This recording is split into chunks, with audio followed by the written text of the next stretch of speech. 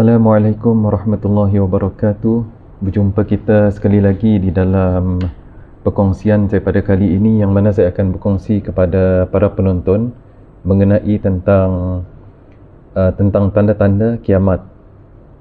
Seperti yang kita sedia maklum, mengenai tentang tanda-tanda kiamat ini banyak dikongsikan, sama ada di TV, di media sosial banyak dikongsikan. Jadi pada kali ini saya akan kongsikan kepada para penonton mengenai tentang tanda-tanda kiamat.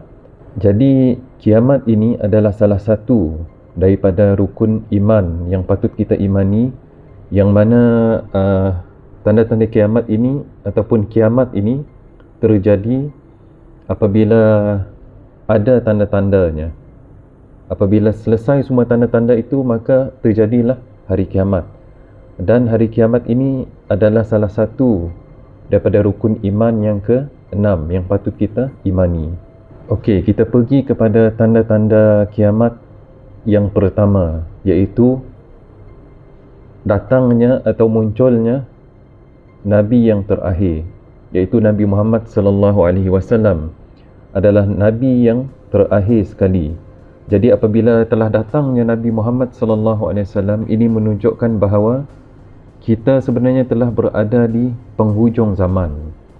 Bayangkan para penonton sekalian, Rasulullah sallallahu alaihi wasallam ataupun Nabi Muhammad sallallahu alaihi wasallam telah wafat, meninggalkan kita lebih kurang 1400 tahun yang lalu. Mungkin lebih lagi lah. Okey. Jadi untuk tanda-tanda kiamat ini mungkin telah banyak yang terjadi selain daripada datangnya Nabi Muhammad sallallahu alaihi wasallam sebagai penutup para rasul. Jadi inilah salah satu tanda bahawa kiamat akan terjadi.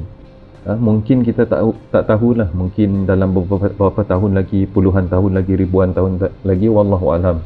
Yang itu adalah di dalam pengetahuan Allah Subhanahu wa taala, sebagaimana firman Allah Subhanahu wa taala, a'udzu billahi minasyaitonir rajim, fahal yanzuruna illa as-sa'ata an ta'tiyahum baghtah faqad jaa'a asyratuha, yang bermaksud, maka tidakkah yang mereka nanti-nantikan melainkan kiamat yang akan datang dengan tiba-tiba, sungguh telah terjadi tanda-tandanya. Surah Muhammad ayat 18 nak menunjukkan bahawa sebelum terjadinya kiamat akan ada tanda-tanda dia, iaitu salah satunya adalah kedatangan Nabi Muhammad sallallahu alaihi wasallam, yang mana jarak dia dengan kita telah terlalu jauh. Sebagaimana Al-Hafiz Ibnu Katsir dalam tafsirnya ada menyatakan, pengutusan Nabi sallallahu alaihi wasallam adalah antara tanda-tanda kiamat. Hal ini kerana baginda adalah penutup para rasul. Allah Subhanahu wa taala menyempurnakan agama ini dan menegakkan hujah kepada seluruh alam dengannya, iaitu dengan Rasulullah sallallahu alaihi wasallam. Jadi jarak di antara Rasulullah sallallahu alaihi wasallam, kedatangan Rasulullah dengan hari kiamat ni sebenarnya ada dikatakan di dalam satu hadis Rasulullah sallallahu alaihi wasallam yang berbunyi, bu'ithtu ana was-sa'ata kahataini, yang bermaksud aku diutuskan dan hari kiamat seperti jari ini dan jari ini. Hadis ini diriwayatkan oleh Al-Bukhari dan Muslim. Maksud di sini adalah Rasulullah menunjukkan jarak di antara kedatangan Rasulullah dengan hari kiamat ni seperti dua jari, iaitu jari telunjuk dan jari manis. Maksudnya jari telunjuk dan jari tengah. Maksudnya antara jarak ni sangat-sangat dekat. Cuma yang dimaksudkan kedekatan itu tadi, itu hanya Allah Subhanahu wa taala dan Rasulnya yang tahulah. Sama ada seperti yang saya sebut tadi, mungkin beberapa tahun lagi, puluhan tahun lagi, ratusan ataupun ribuan tahun lagi, Allah Subhanahu wa taala yang lebih mengetahui. Dan juga di dalam satu hadis yang lain, Rasulullah sallallahu alaihi wasallam juga ada menjelaskan mengenai baki umur umat manusia setelah kedatangan baginda sallallahu alaihi wasallam, yang mana daripada Ibnu Umar, Rasulullah sallallahu alaihi wasallam sabda, innama ajalukum fi ajali man khala minal umam ma baina salatil asri ila maghribis syamsi, yang bermaksud, ketahuilah sesungguhnya perumpamaan umur kamu bersama umur bangsa-bangsa sebelum kamu adalah seperti antara solat asar dan terbenam matahari. Riwayat Al-Bukhari. Selain daripada itu, tujuan Rasulullah SAW ini diutuskan untuk pengetahuan kita adalah semata-mata untuk mengajak manusia ini ke arah kebaikan, menyelamatkan manusia daripada api neraka Allah Subhanahu Wa Taala, sebagaimana sabda Rasulullah SAW yang bermaksud, perumpamaan diriku, yakni tugasan yang Allah Subhanahu Wa Taala utus aku dengannya, ibarat seseorang yang melihat pasukan musuh datang mendekat. Ia lalu mengingatkan kaumnya dan berkata, wahai kaumku, aku melihat pasukan musuh telah mendekat. Selamatkanlah dirimu, selamatkanlah dirimu.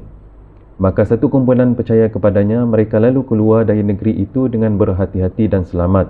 Manakala satu kumpulan yang lain mendustakannya. Maka keesokan harinya, pasukan musuh menyerang dan membinasakan mereka semua. Riwayat Al-Bukhari.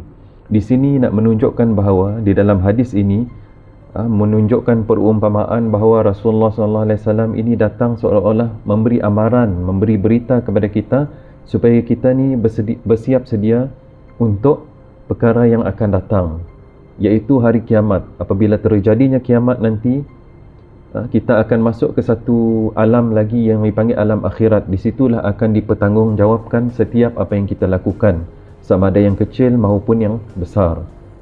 Sekiranya kita melakukan kebaikan, kita akan dimasukkan ke dalam syurga Allah, mendapat nikmat. Sekiranya kita melakukan dosa, kita akan dimasukkan ke dalam api neraka Allah Subhanahu Wa Taala, azab seksa yang pedih. Jadi itulah perumpamaan yang Rasulullah sebutkan di dalam hadis ini. Selain daripada itu juga, tujuan utama Rasulullah SAW dihantar ke dunia ini, diutus kepada umat Islam, seluruh umat manusia, adalah untuk menyembah Allah Subhanahu Wa Taala, mengesahkan Allah Subhanahu Wa Taala dan menjauhi tauhid ataupun berhala. Jadi kita kena faham, berhala-berhala ini sebenarnya bukanlah dalam bentuk batu semata-mata. Dia dalam pelbagai bentuk sebenarnya yang dikatakan berhala ini.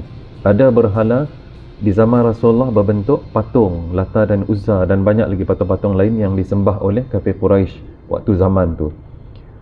Dia mengikut peredaran zaman. Ada berhala di zaman Nabi Musa AS dalam bentuk manusia, Fir'aun laknatullah alaih. Begitu juga di zaman Nabi-Nabi lain. Kalau kita nak kaitkan dengan kita sekarang ni pula, kita boleh kaitkan dengan duit. Duit ni pun boleh dikatakan berhala. Kerana apa? Kerana apabila kita ada duit, kita akan jadi gembira, seronok. Kiranya kita tak ada duit, kita akan rasa susah, rasa sedih, kan? Jadi itu menunjukkan bahawa berhala di zaman kita ini boleh dikatakan adalah duit, wang ringgit. Sebagaimana Nabi SAW pernah bersabda yang bermaksud, celakalah hamba dinar, hamba dirham, hamba pakaian. Jika diberi bergembira, jika tidak diberi tidak bergembira. Hadis riwayat Al-Bukhari. Jadi kita sebagai umat Nabi Muhammad SAW, yang mana Nabi Muhammad telah memberi pesanan yang banyak kepada kita ni, untuk kita lebih berhati-hati dengan berhala duit. Jangan sampai berhala duit ini masuk ke dalam hati kita sehingga merosakkan kehidupan dunia dan akhirat kita. Penting juga untuk kita sebenarnya mengikuti apa yang dilakukan oleh Rasulullah SAW, iaitu sunnah Rasulullah. Apa yang dimaksudkan dengan sunnah yang perlu kita faham adalah sunnah ini yang berkaitan dengan apa yang keluar daripada mulut Rasulullah, perkataan, perbuatan, sama ada diam Rasulullah, semuanya kita kena ikuti dalam keadaan senang maupun susah, mengikut keadaan semasa sebenarnya. Sekiranya sesuai, kita lakukan. Tapi bukanlah waktu senang saja, waktu susah sekiranya sesuai pun kita kena lakukan juga. Apa-apa sunnah yang dilakukan oleh Rasulullah SAW, itulah yang dikatakan cinta yang sebenar kepada Rasul. Okey, jadi itulah yang saya ingin kongsikan kepada para penonton sekalian mengenai tanda hari kiamat yang pertama. InsyaAllah di video yang akan datang saya akan kongsikan kepada para penonton mengenai tanda-tanda kiamat yang lain pula. Jadi teruskan menonton video-video yang saya kongsikan dan jangan lupa untuk like, komen dan share dan subscribe saya punya channel untuk mendapat lebih banyak lagi video-video yang bermanfaat, insya-Allah. Jadi itu sahaja. Saya mohon maaf jika ada kekurangan, dan saya akhiri dengan Assalamualaikum warahmatullahi wabarakatuh.